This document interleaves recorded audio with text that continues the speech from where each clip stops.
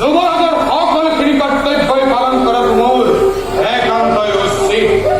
জীৱন ধাৰ কৰি হলেও যুৱৰাজৰ সকলোখিনি আদেশ মানি চলাটো মোৰ একান্ত কৰ্তব্য। এনে স্থলত ধন্যবাদৰ কি প্ৰয়োজন? যুৱৰাজ যুৱৰাজ অতিকে উদাৰ, সেই হেতুকে আজি এই ভৃত্যক ধন্যবাদ জ্ঞাপন কৰিছে।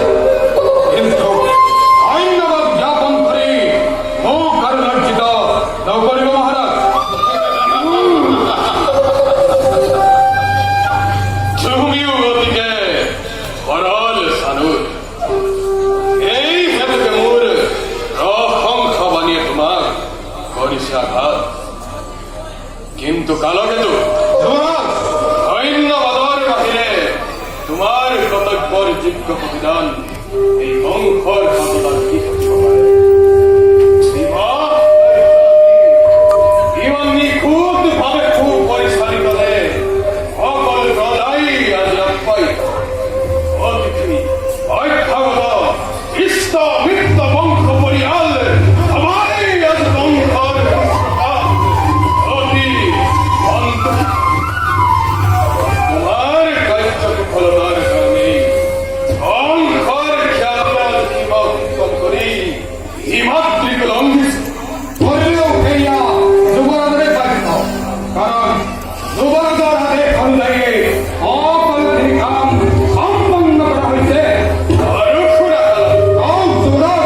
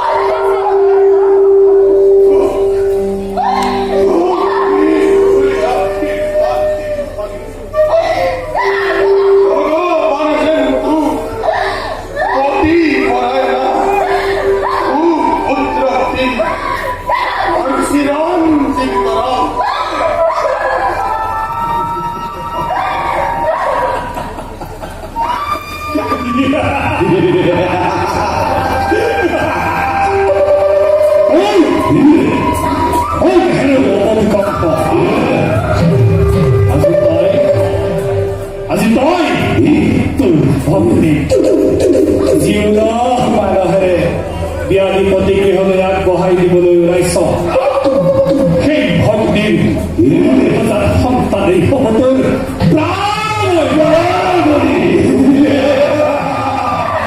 আৰু এই ভগ্নীৰ গৰ্ভজাত অষ্টম সন্তানৰ হাততে হ'ব তোৰ নিশ্চিত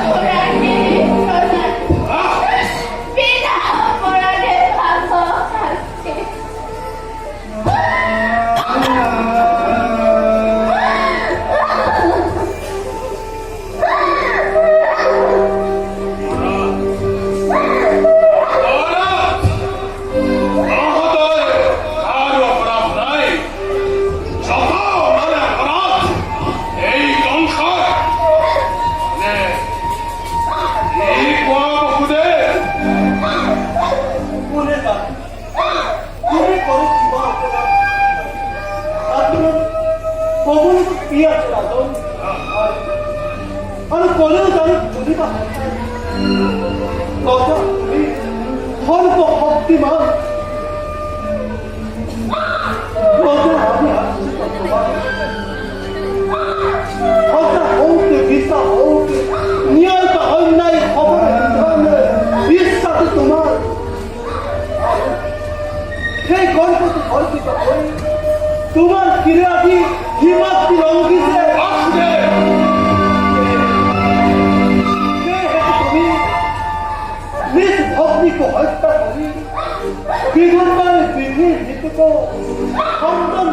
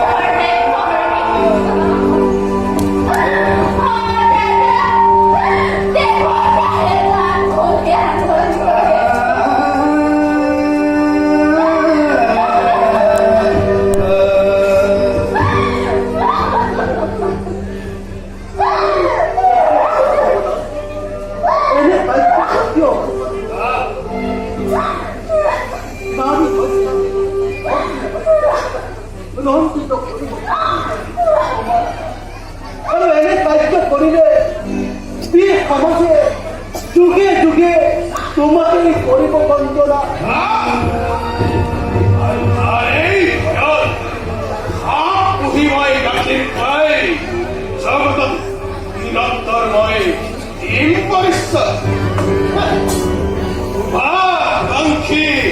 মিত্র মোর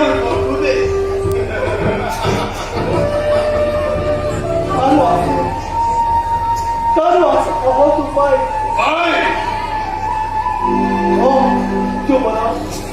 কারো আছে সহজ উপায় দৈত্য কেউ হাসি থাকিব আৰু তোমাৰো জীৱনত একো ক্ষতি নহব কোনো জোৰে কৰিছো মিনতি দৈত্যকীৰ প্ৰাণ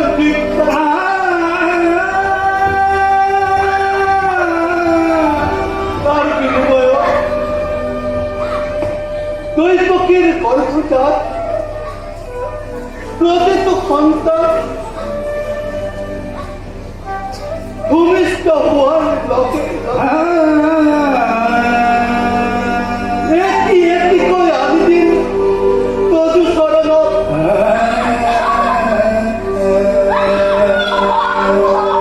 হত্যা কৰি সেই দেৱ শিশুক নিঃসন্তক কৰিব তোমাৰ জীৱন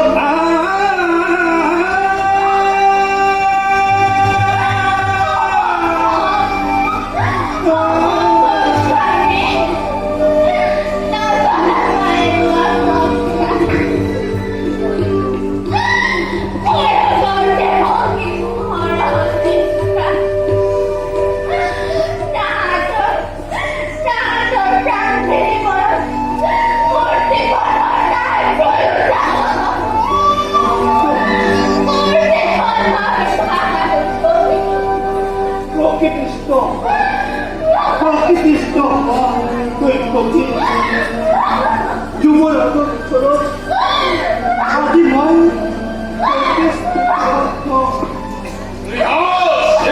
চিন্তা কৰিছ যদি তুমি তোমাৰ প্ৰতিজ্ঞা ৰক্ষা কৰিব পাৰা তেন্তে নাই মোৰ কোনো আপত্তি।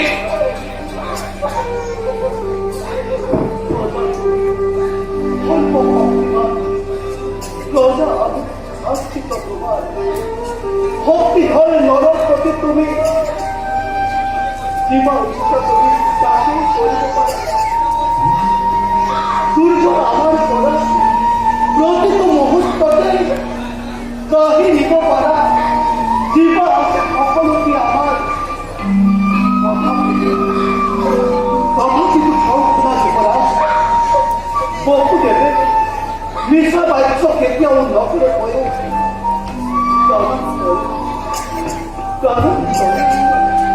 বহুদেৱে প্ৰতিজ্ঞা কৰি পালন